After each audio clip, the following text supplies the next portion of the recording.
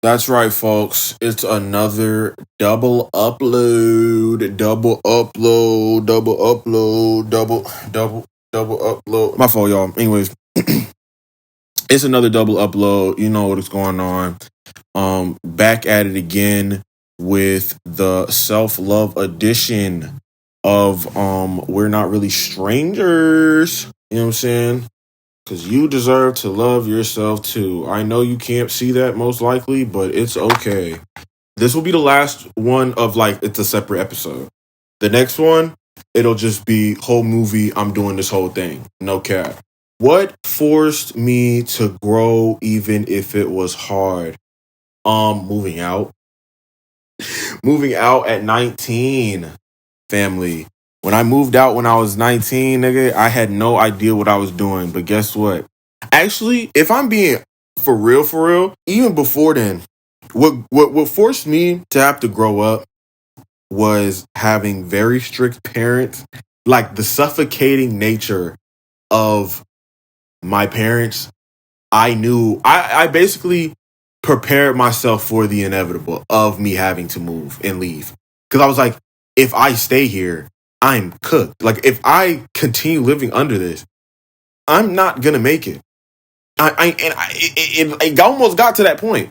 I almost took it there. So that's forced me to be smart with my money, be smart with my decisions, and just wait for the perfect timing for me to get up out of there. And so when the time arose, when the opportunity presented itself for me to dip, I did just that. When was a time you shared your truth, even if it felt risky? Honestly, I feel like I do this very often. I think around the same time, like moving out and stuff, or not. Honestly, not when I moved out, but before I moved out, because I started realizing a few things about myself. Like I knew that I did not really want to be in relationships like that anymore. Like I wasn't that big of a like, or at least like I wasn't feeling monogamy like that. You know, like me and monogamy were not linking. Like I peeped the pattern. I was like, yo, I'm a serial monogamist. Like, and it's never, I won't say satisfying, but it's never, what's the word? It's never fulfilling. That's what it is. It's never fulfilling for me. So I'm like, what do I do? You know what I'm saying? Or not even what do I do, but I'm just like, all right, let me chill out. Damn, somebody got a bike and they're going crazy out there. But yeah, I started realizing that like some monogamy I was serial monogamous and it wasn't fulfilling me. It was not fulfilling me. So I needed to figure out something else. Which at the time was just being single. And then I slowly started to realize like, I just love multiple people. But it's a hard thing to really like tell people. And it's a hard thing for like, I feel like a lot of people to like conceptualize or literally just be okay with.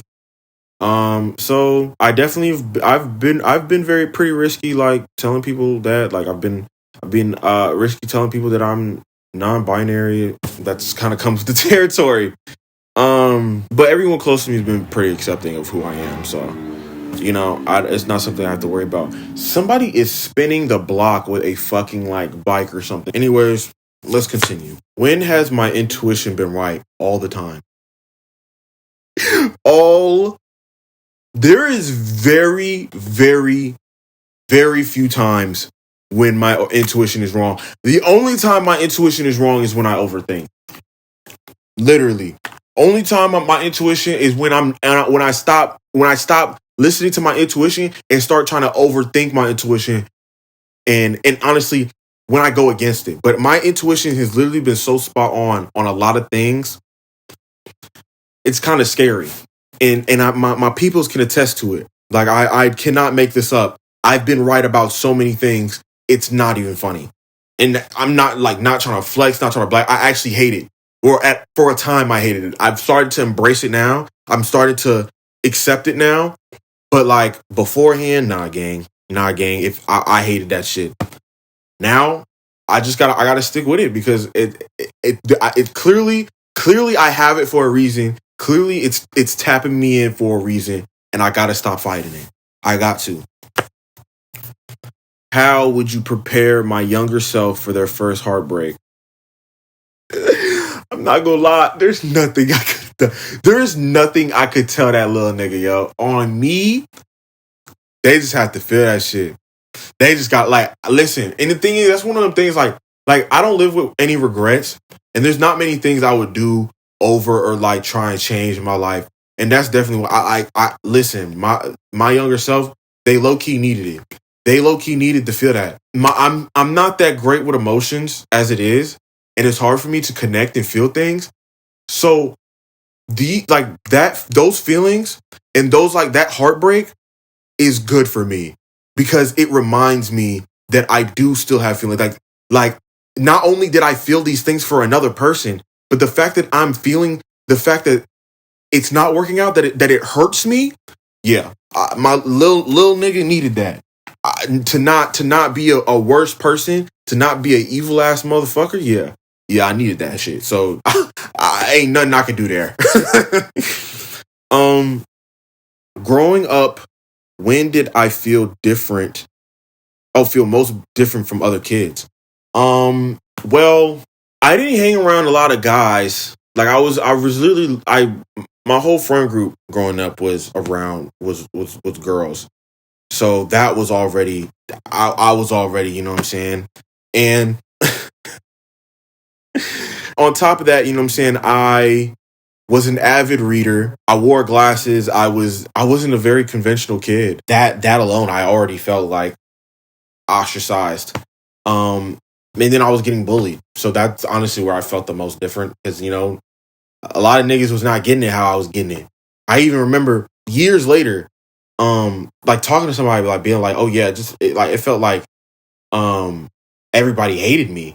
You know what I'm saying? It's like, oh, you know, we didn't hate you or they said I was just weird or I was just different or something like that. And I'm like, well, really, there was no difference to me. There was no difference in me being weird and them hating me. It was literally the same thing. It had the same consequence. So it's like, you know, like, gee, thanks, I guess, but it doesn't help realistically. Oh, okay. So reminder, it may be hard to see it now, but you did the best you could at the time. That's real. This is real. This is real.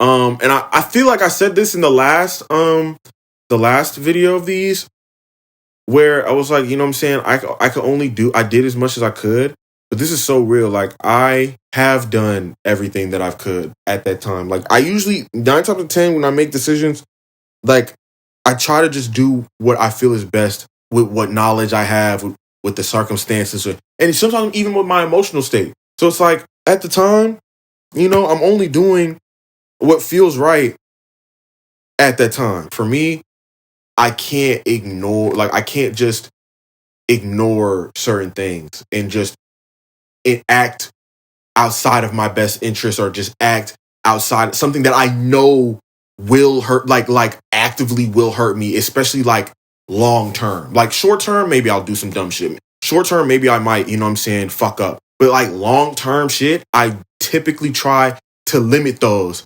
But some people don't have that. Some people just are literally just like fuck it. Like fuck it, I don't care. I just can't do it.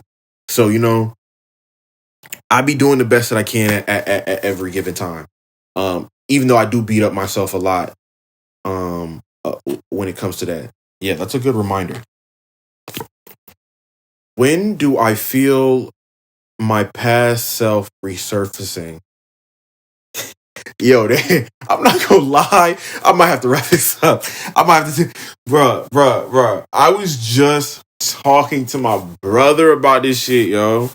I was just talking to David about this shit. Like, and it's always when I'm mad. Like when I'm upset, like I feel the worst of me coming back out. Like I feel, and I know that's not what it didn't even say negatively, but real, like if I'm being honest, those are the only times I feel my past self resurfacing is when it's like deep, visceral, negative emotions. Because growing up, that's just what it was. That's just what it was for me, yo. Like I had so much built up, and I still do. But it's easier for me now to just transmute all of that fire into something good, like into like sunlight. You know what I mean? Like I'm turning all that fire into just fuel instead of brimstone. You know what I mean? Like I'm not, you know what I mean? Like, yeah. But like on a positive note, like I feel myself resurfacing, my past self resurfacing, like when I'm reading, when I'm doing nice things for my friends, like when I'm in groups and I feel the overwhelming like joy, like that makes my younger self happy. And I feel like myself. Like I feel like my older self where I was in groups, cutting up, laughing, had a great time. Literally the night of the whatchamacallit, disappearing act, you know what I'm saying? I hung out with a bunch of amazing artists and performers and you know what I'm saying, we chilled. And it's like I remember just feeling like, wow, like I felt at home. I felt at home. I felt calm. I felt cool. Like I felt like myself. I felt like I didn't have to pretend. Like I felt like me. And it was a great feeling. Another reminder, the best version of myself wasn't the only one who deserved to be loved. Okay, well, do they want me to cry? Do they want me to cry on camera? No, listen. If they do too many of these, I might cry because yeah, I'm not gonna lie, gang. I'm not gonna lie. I mean, because I don't even feel like I'm the best version of myself right now. But there's definitely a lot of versions of myself that did deserve love from myself that I didn't give. Like I was my harshest critic, even as the world was judging me, even as my parents, you know what I'm saying, was judging me. My family was judging me. And so I didn't make it any easier for myself because then on top of all that, there was me hammering down on all the shit that they were saying. And that wasn't fair. That's not right. So yeah, I got to do better with that. I gotta make amends. I gotta redeem myself. I gotta make up for that for sure.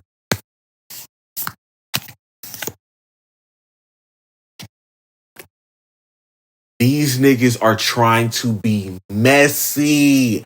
Low key, we're not really strangers. It's messy. Messy. They said, who have I cut ties with and why? Let's get into the tea, sis. Listen, fuck it. Listen, this is for self-love purposes. I'm willing to talk my shit. Let's get into it. As a matter of fact, this will be the last one for this episode, and then the rest of them I'll do for the movie. But yeah, this is listen. All right. So I cut to before I get into it, let me just start off giving shout outs. Shout out to my homegirl Sage. Shout out to my homegirl Shyla. Shout out to my brother David. Shout out my brother Dan. Shout out to the family. Shout out to the Davis family. You know, my family. You know what I'm saying? My peoples. Because they really held me down. Everyone held me down. Everyone held me down. Like real bad when this shit happened. And I was a hop, skipping, a jump away. Remember how I said about the worst, my past self resurfacing when I feel angry. Yeah, I felt that nigga 100-fold when I was doing this when this shit happened. Okay, so boom, I have about like probably less than 15 minutes to tell this, so I'm gonna make it real quick. But basically, I cut off two people. Right, I cut off two people. I won't say their name. That's messy. That's super messy. But one of them's first name starts with C. The other one is J. People who know, but that's it. That's all I'm gonna say. Both of these people, we go way back. Like back from like me and Jay go back like high school, middle school, low key. And then me and C go back high school, right? So I've known these people for years. Me and C had messed around a little bit, not frequently, but we had a history. We had a past. But that past became very present when my mom passed. Right? that's crazy, right? It's already crazy, right? But when my mom passed, we was gonna start messing with each other again. Not like we was gonna be something, but just messing around. She was trying to help me cope. I loved her. You know what I'm saying? So it was like, all right, you know what I'm saying? Fuck it. I mean, it is what it is, right? So when my mom passed, Jay came around, right? Jay came around also. They met because my mom passed. Because they both came around to support me, you know what I'm saying? Make sure I was good and this, that, and the third. So we all started hanging out together, right? Jay starts telling me that he's feeling C. And I'm like, oh, word, bet. But he had a girlfriend at the time. I'm telling him, bro, just cut your girlfriend. Like, break up with your girlfriend if you're trying to be with C. It's not that serious. Like, just do it. He was like, oh, nah, I know what I got going on. I'm not trying to do that. One thing comes to another. Basically, he still is making moves on C. C is kind of feeling J, right? Me, I'm just kind of like, whatever. I don't care. Like, these are just two people I care about. Mind you, because I am not monogamous. I don't care. And I like, that's not me. I don't, these are my people. It's like, and if they want to be happy together, I'm all for that. I'm really with that. But she was like, oh, he got a girl, so I'm not going to do nothing. Like, you know what I'm saying? As long as he's in the relationship, I'm not going to mess with that. I'm not going to deal with it, whatever. Right. So I'm thinking from what they're telling me, right? I'm thinking they're not trying to get together. They're not fucking with each other because he has a girl that he's not trying to leave. And she is not trying to mess with him if he has a girlfriend. Now, admittedly, I was being a bit naive. I was. Because in hindsight, that shit has never stopped. That shit has never stopped seeing. Ever a day in her fucking life. I was not thinking. I was not thinking clearly. I wasn't thinking clearly. I was supposed to be grieving. Realistically, I'm not worried about anything because all I should have been worried about is the fact that my mom died. But niggas is tripping. Niggas was tripping. So I was inviting all of them over. I entered a contest and the live stream for the contest was on a Wednesday. And so I was like, hey, let's all come over to my crib on that Wednesday and watch the stream. At first, it was like, oh, hell yeah, everybody was going to come. But C hit me up earlier that day talking about I'm trying to fuck. I'm like, well, by all means, come through, right? We don't actually end up okay. Now, notice I was about to say that we didn't do anything, but that's not true. We didn't do what we had planned to do is what I get what I should say. But keep in mind that I made that mistake and I almost made that mistake again right here. Oh my God, I can't believe I'm telling this story. We don't do what we plan to do, but we do other stuff. After we do what we do, she starts talking about I had this illusion, this idea about us being in a polyamorous relationship together, this and the third. And I'm like, and I asked him like, why is that a delusion? You know what I'm saying? That would just require a deeper conversation. You know what I'm saying? Like just a real conversation.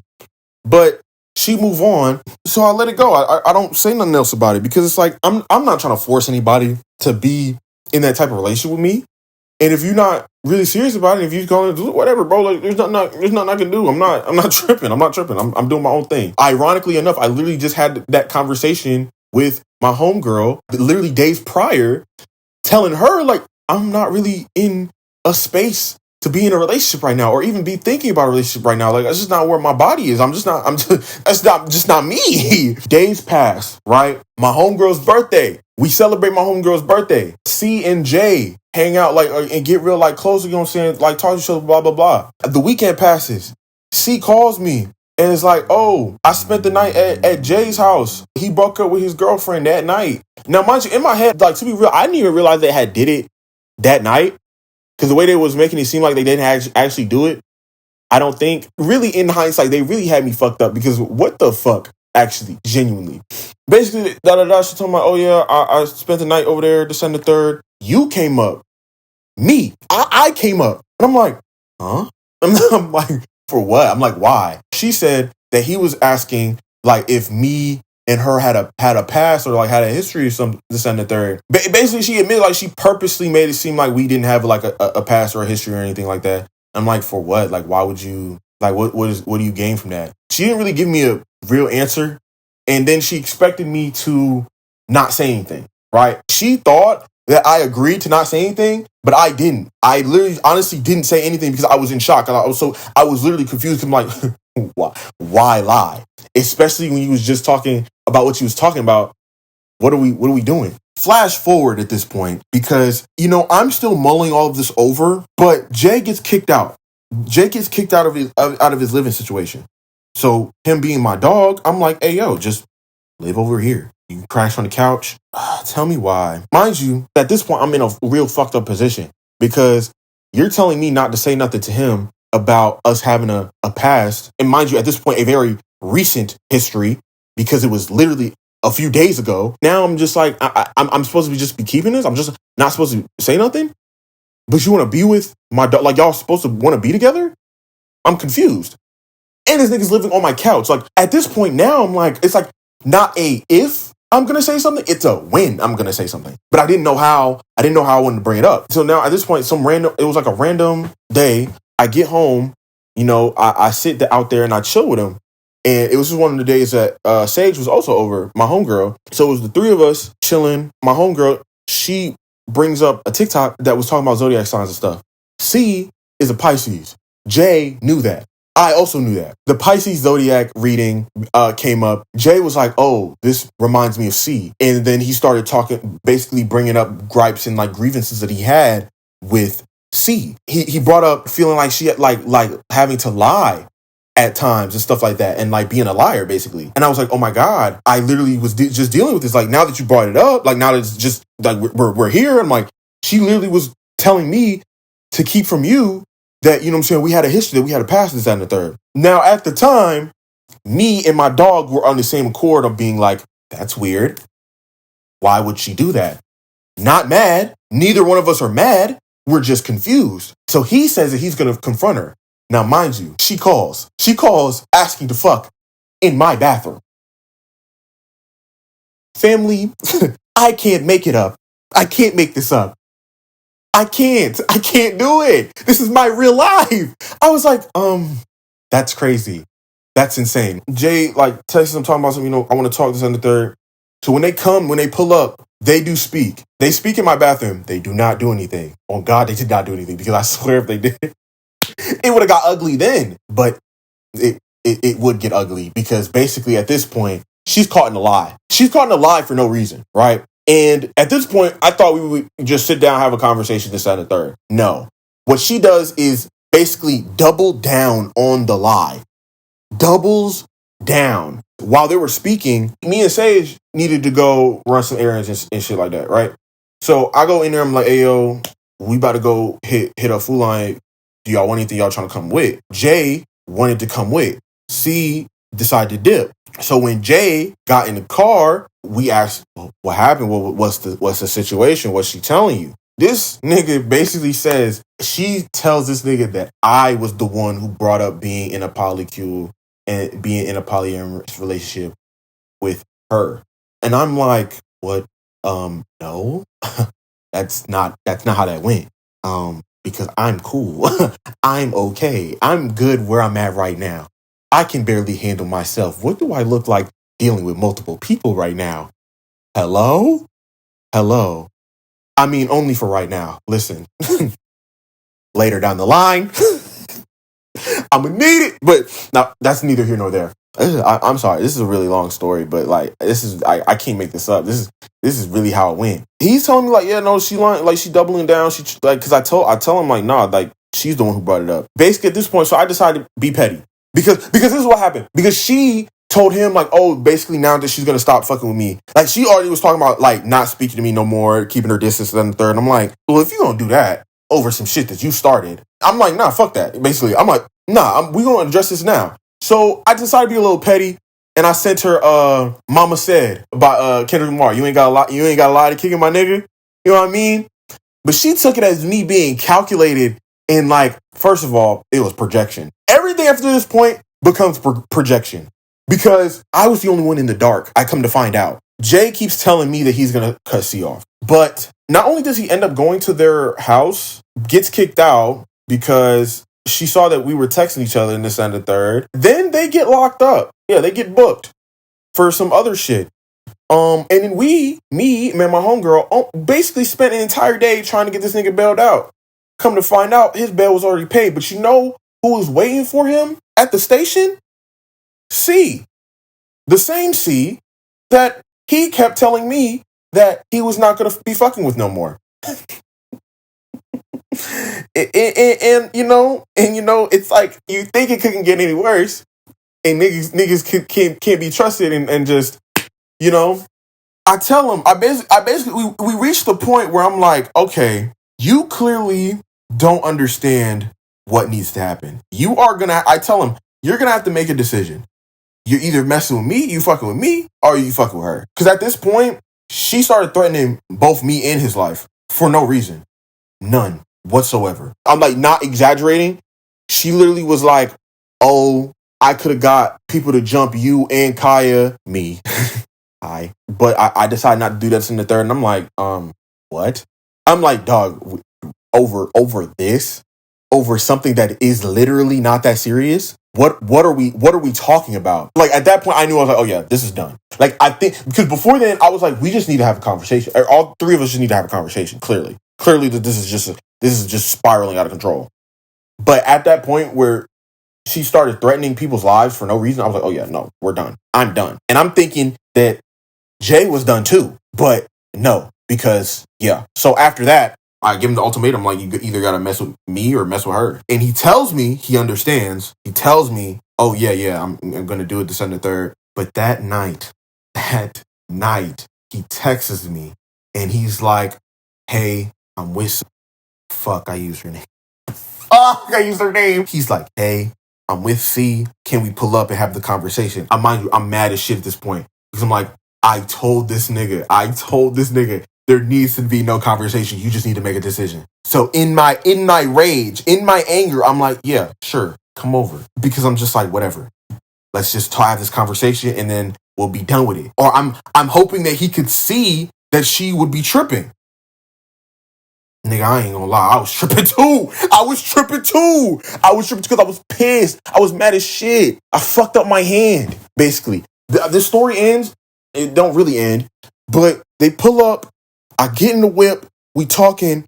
Or I'm not really speaking because I'm getting cut off every 5 seconds. Getting called a liar. Being able to finish my sentences. So, naturally, being the nigga I am, I tweak.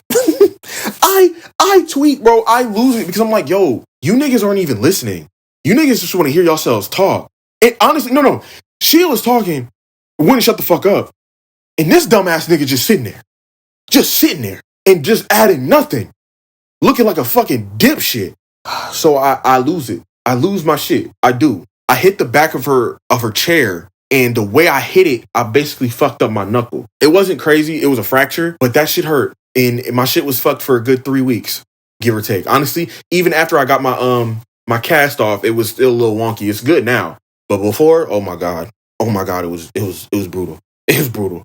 Not brutal, but it was just annoying. I could only use one hand, which sucked. Luckily, it wasn't my left hand because I'm left-handed, but like, yeah.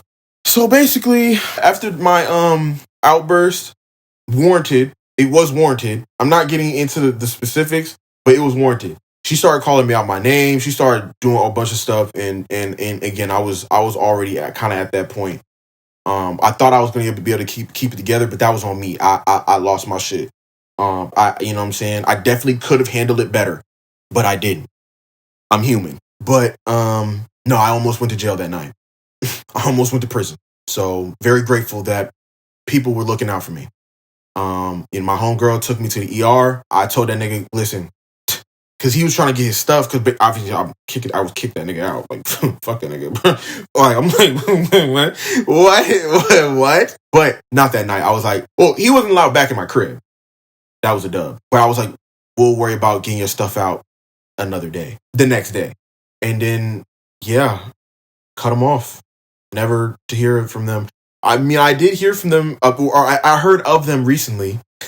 They're doing much worse, and I love it. They're doing way worse than when I left them. And honestly, it made my day. It made my fucking day, because I was like, wow, look at life. Look at where we are. Look at where it's led us. Over shit that was so avoidable. It was so avoidable. No one was mad. Like, it was literally her. And then he was just not decisive. And it was like feeding into the bullshit. So they were both lying to me. Because come to find out, like, he kept telling me that he was going to cut her off, but he was texting her and talking to her like he was going to stay with her, which he did. And still is. As far as I know, right now, they still, you know what I'm saying, they still messing with each other. They both in a worse predicament with each other because they're both fucking stupid. But, hey, man, ain't nothing to do with me. Ain't got nothing to do with me. But yeah, those are the two people I cut off. My life has been 1,000 times better with them gone. And honestly, this really is a Spark Notes version. Like, I could have got into the nitty gritty of like what was said, how it was said, what led up, because really what led up to this was also insane. But I'm not trying to talk y'all ear off. This episode are gonna be long as fuck for no reason. That's two people I cut off, and that's why. Because they were dumb as shit. And they tried to gaslight me, manipulate me, and treat my kindness as weakness. And one thing about me is niggas don't know how I get down for real. And niggas don't know who really behind me. Like, if shit really went the way niggas was talking, you think you was gonna deal with me alone? All right, bro. But listen, that's going into the weeds. That's neither here nor there. That's a different person. That's not even me. That's not even who I am anymore. That's not my body. That's it. I love y'all. Thank you for watching. Be safe, stay dangerous, and I will catch y'all in the next one. Bye.